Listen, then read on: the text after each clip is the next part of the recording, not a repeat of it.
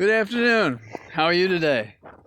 Well, I got out late, but the good thing about getting out late is that there have been some developments today that are pretty exciting. The most exciting thing, of course, is in the Arbery case. That is the three men who basically stalked, threatened, harassed, and then killed this young black man who was jogging, apparently, and they had the nerve to claim they did it in self-defense.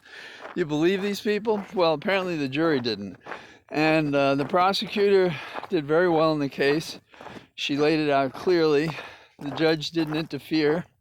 And by this, I don't mean that he was a lump of coal. He made rulings and he discussed the case, but he did it within a contour which is more familiar to us who expect practitioners to be very careful. I mean, consider the fact, we have, fractals, math that's called complexity or chaos. And one of the principal things about this math is that a change in initial conditions can have tremendous differences to the final overall result. So yes, I'm talking about Rittenhouse. The judge's interference and leaning on the case, the truth we know as litigators and trial attorneys is everybody is taught to respect a person in a black robe. And so that when you're looking for what is going to give order to a court proceeding, you look at the judge. And so that's what happened in Rittenhouse. And I think to a lesser extent, it happened in the Arbery case. And we had another wonderful decision in a civil case in Charlottesville in which the jurors decided to basically punish the hell out of these racists for what they did in Charlottesville, for the hate they spewed, the violence they caused, the hurt they caused. And they had very weak defenses. In fact, it's kind of interesting to watch people say one thing on tape, and then when they're called on it and they're tried, to then change their tune. And that happened, in my opinion, it happened in Rittenhouse, it happened in the civil trial of those who were in Charlottesville, and it certainly happened in Arbery case as well. You've probably seen snippets of that case. So what's the significance of it? And that's what I think is really interesting. Again, you may remember my thesis, oft repeated, is that the people make the difference. Well, in this case, there's a mixture of people and public. But in two cases in particular, the Arbery case and the civil case, both of them were driven by private persons to make it happen. Now let me back up a little bit.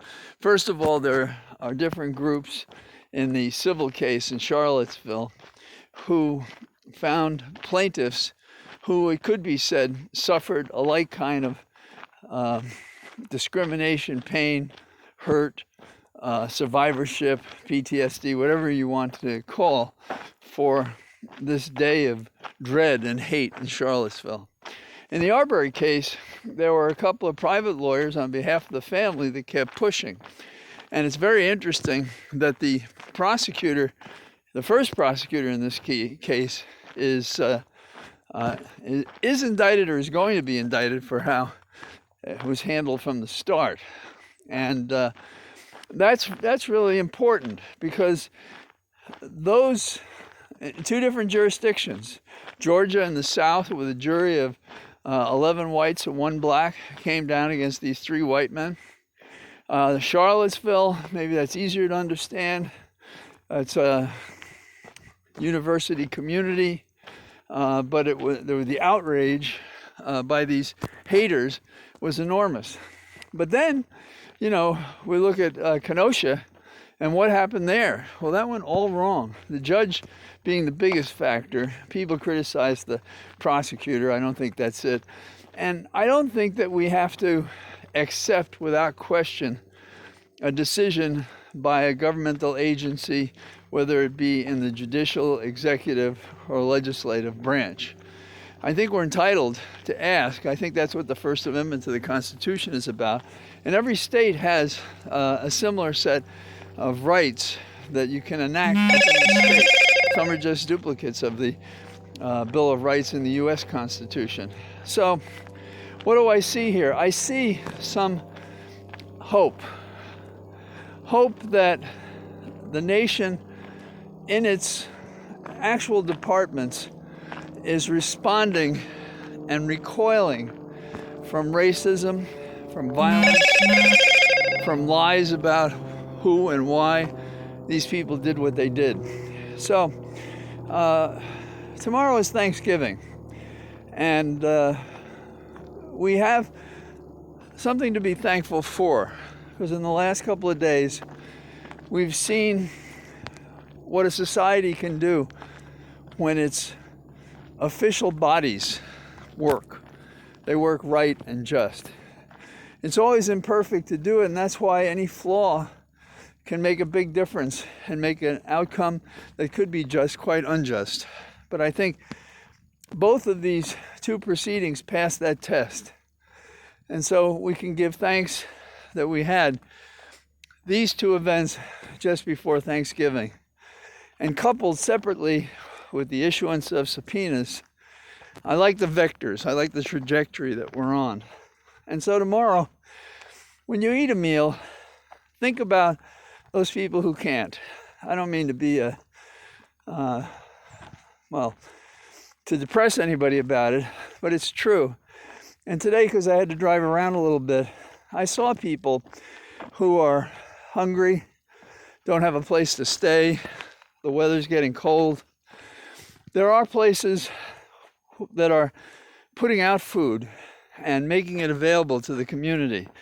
Years ago, a friend of mine took his son to Alexandria to a soup kitchen, and they gave food, and the kid didn't know why they were going there, but he had never seen anything like this.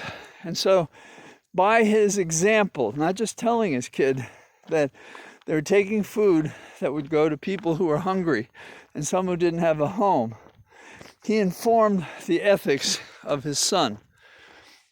It's ironic to have the Republicans see nothing when it comes to the vagaries of life that compromise the very survival of people that we purport in our religion and our public policy to care about. And it doesn't mean you have to do anything different at your meal. Years ago, I wrote an op-ed saying, give up a meal a month and then give that to another family. Go to a local soup kitchen. You don't have to prepare it. You don't have to circulate it. Often you just give them stuff and they give it to the people.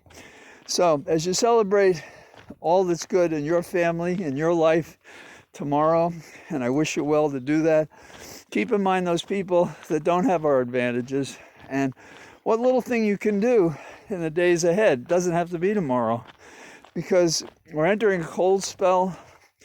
We see some people are having trouble making ends meet, but these people are having trouble to avoid having an end. Cold, left outside in tents or thrown away rags, trying to survive through our winter season. I'm sorry to get on this, but I saw it today, and this poor person could hardly move with all the pieces they had on their person. And I guess it was last year, I tried to give somebody money, and he got all panicked. I think he was afraid I was going to arrest him or something. And I took some risk, and I left it next to where he was and walked away. And then I tried to watch, and he did pick it up. But that one contribution is not enough. So, okay, I've gotten more serious than I planned. I am in my cathedral of trees, though, and I'm kind of excited about the political developments, but it has to be weighed by the holidays and what we can do for people less fortunate, and maybe give something to them that will merit their thanks. So, all the best. Talk to you tomorrow. Bye-bye.